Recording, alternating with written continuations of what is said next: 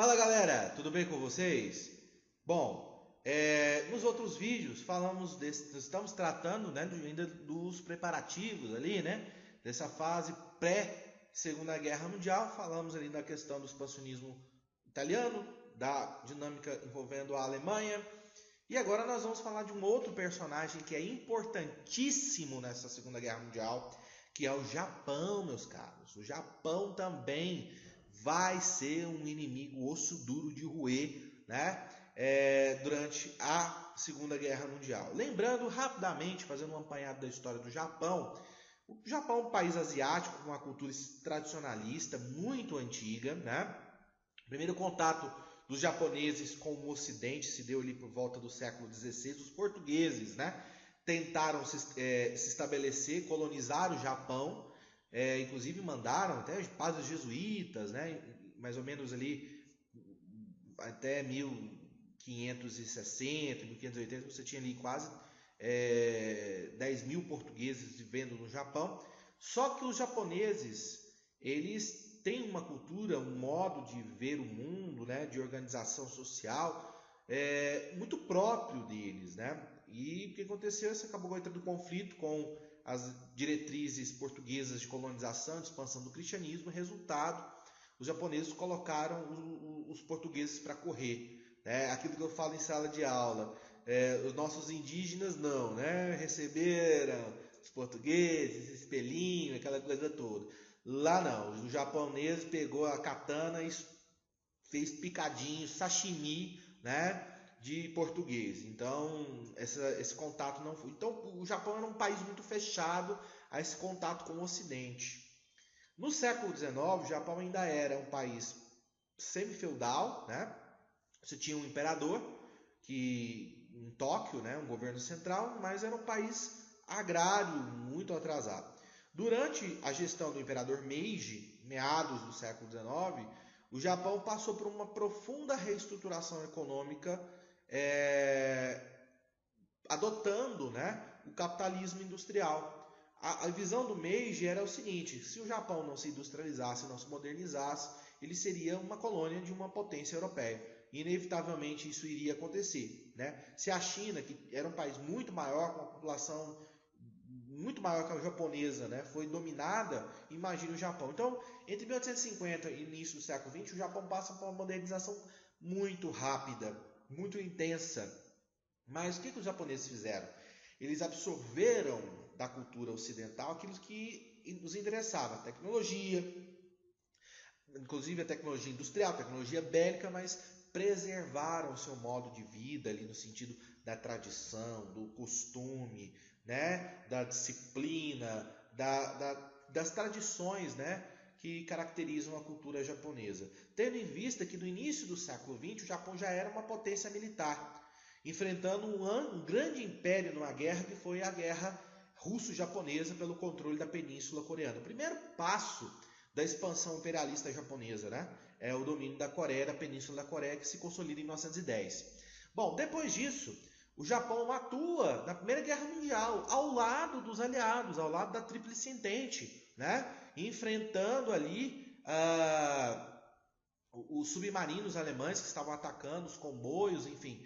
Só que quando é realizada ali a Conferência de Versalhes, para estabelecer o Tratado de Versalhes, o Japão inclusive participa, manda uma comitiva, e o que acontece? Os europeus colocam os japoneses no escanteio, né? Esse bando de asiático, amarelo, não dão atenção, não atendem às exigências que o Japão quer, né? E aí o que o Japão faz? Quando essa comitiva volta, eles falam: olha, o Ocidente, ele, entre aspas, defect and the walk, né, para os japoneses. Eles consideram o Japão um país inferior, né? Isso feriu profundamente o orgulho nacional japonês. E aí o Japão falou: olha, quer saber de uma coisa? A gente vai se tornar um império por conta própria, não precisa de aliado, né? Então, a partir na década de 1920, o Japão vai passar por um processo intenso de expansão militar, de militarismo, de formação de uma super... Para você ter uma ideia, quando a Segunda Guerra Mundial começa, o Japão, a Marinha de Guerra Imperial, ela tinha mais porta-aviões do que a Marinha de Guerra dos Estados Unidos. O Japão tinha mais navios de combate, né, encoraçados, porta-aviões, do que a Marinha Americana, né, que era uma das maiores do mundo naquele período, só perdia para a Marinha Real Britânica, né? Mas esse cenário mudou quando, ao longo da guerra, os Estados Unidos superou todo mundo, se transformou na maior força naval do mundo.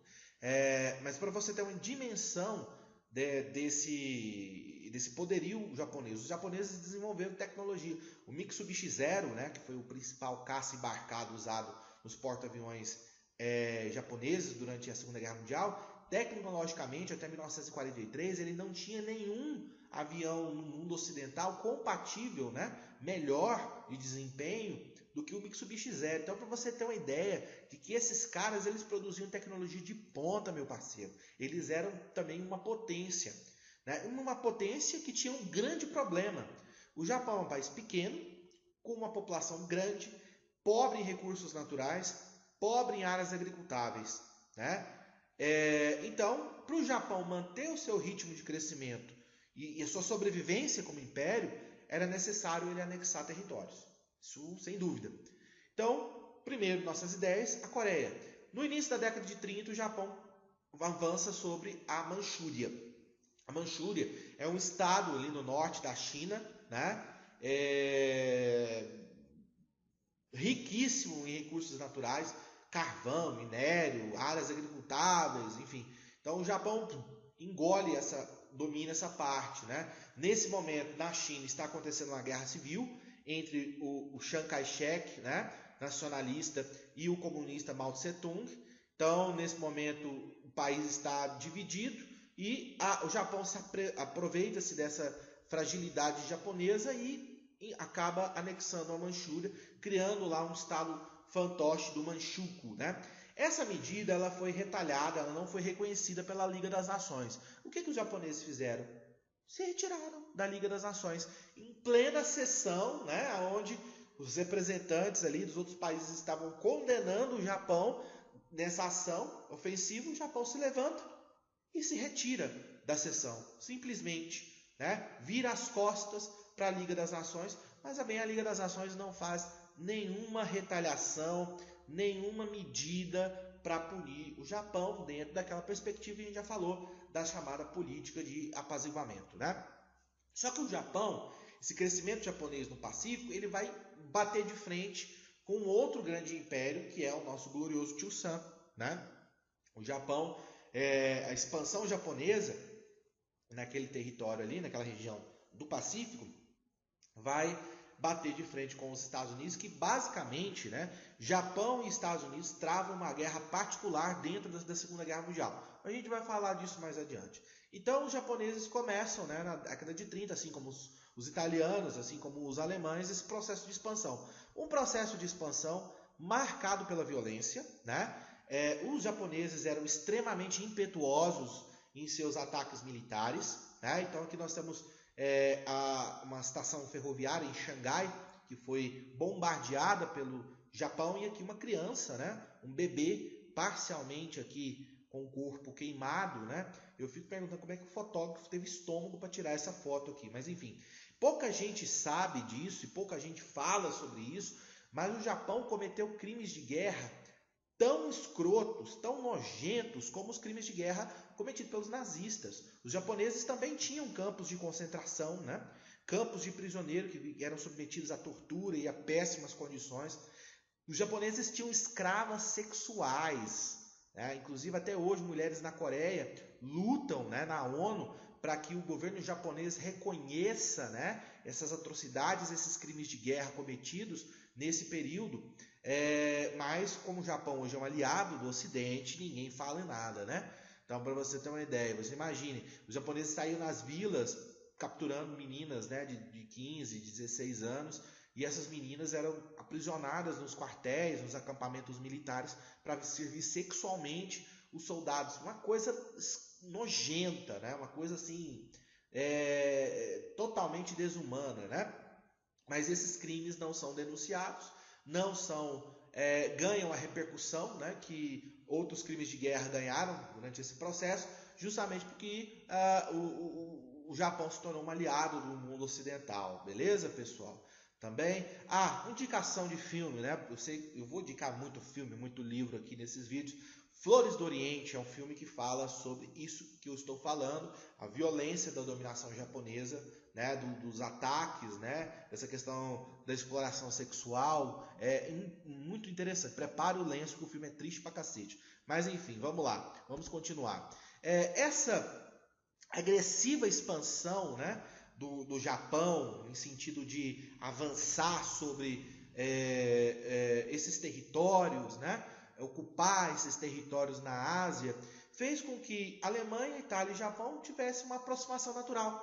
Eram regimes de direita, extremamente totalitários, né, conservadores e que tinham ações e projetos em comum, né, ampliar as suas áreas de domínio.